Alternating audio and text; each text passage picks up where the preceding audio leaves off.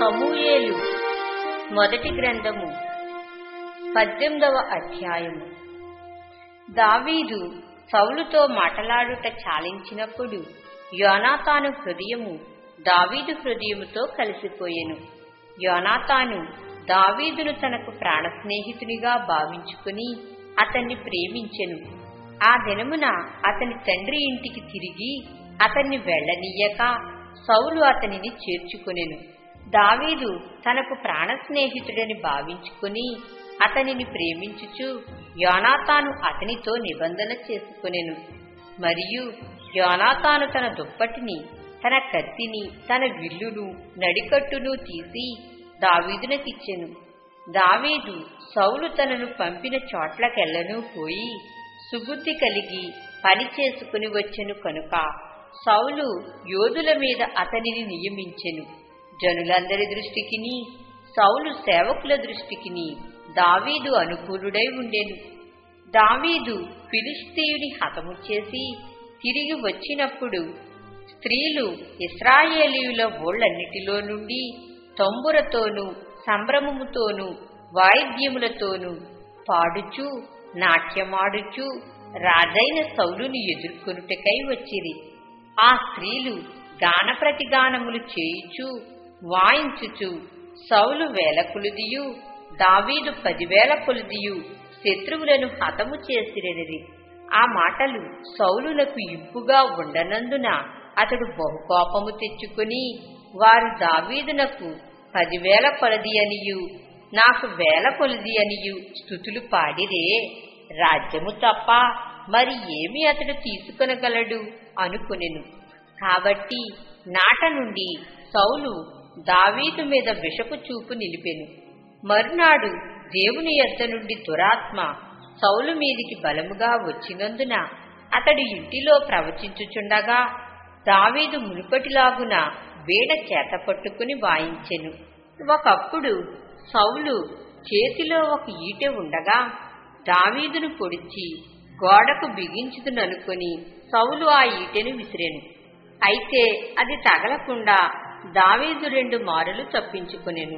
యెహోవా తనను విడిచి దావీదునకు తోడై ఉండుట చూచి సౌలు దావీదునకు భయపడెను. కాబట్టి సౌలు అతన్ని తన యొద్ద ఉండనీయక సహస్రాధిపతిగా చేసెను. అతడు జనులకు ముందు వచ్చుచూ పోవుచూ ఉండెను. మరియు దావీదు సమస్త విషయములలో సుబుద్ధి కలిగి ప్రవర్తింపగా యెహోవా అతనికి తోడుగా ఉండెను. దావీదు మిగుల సుబుద్ధి కలవాడై ప్రవర్తించుట సౌలు చూచి మరి అధికముగా అతనికి భయపడెను.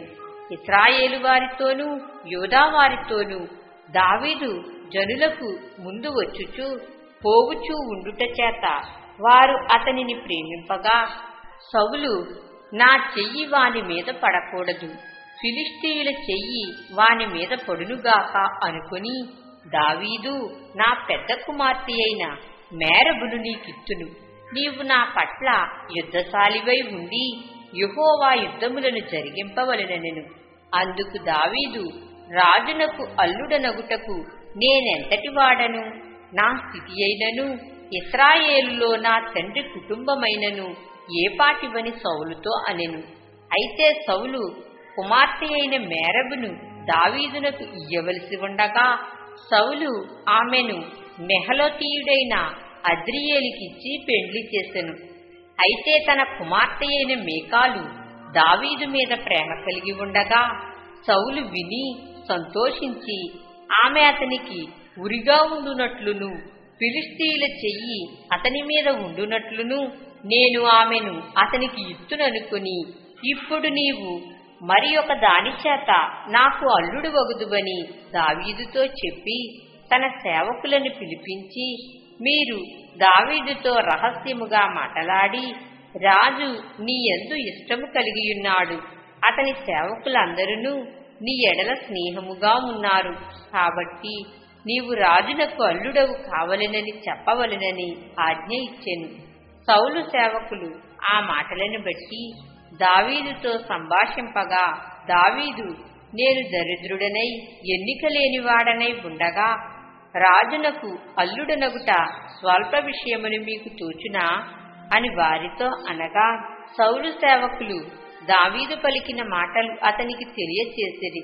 అందుకు సౌలు ఫిలిష్తీయుల చేత దావీదును పడగొట్టవలెనన్న తాత్పర్యము కలవాడై, రాజు ఓలిని కోరక రాజు శత్రువుల మీద పగ తీర్చుకొనవలెనని ఫిలిష్తీయుల 100 ముందోళ్లు కోరుచున్నాడని దావీదుతో చెప్పుడనెను.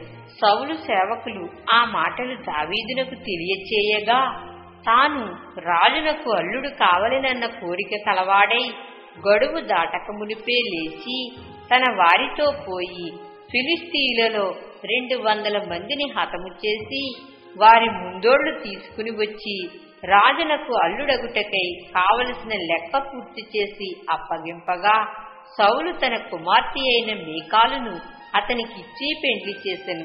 యెహోవా దావీదునకు తోడుగా ఉండుటయు తన కుమార్తె అయిన మీకాలు అతన్ని ప్రేమించుటయు సౌలు చూచి దావీదునకు మరి ఎక్కువగా భయపడి ఎల్లప్పుడూ దావీదు మీద విరోధముగా ఉండెను.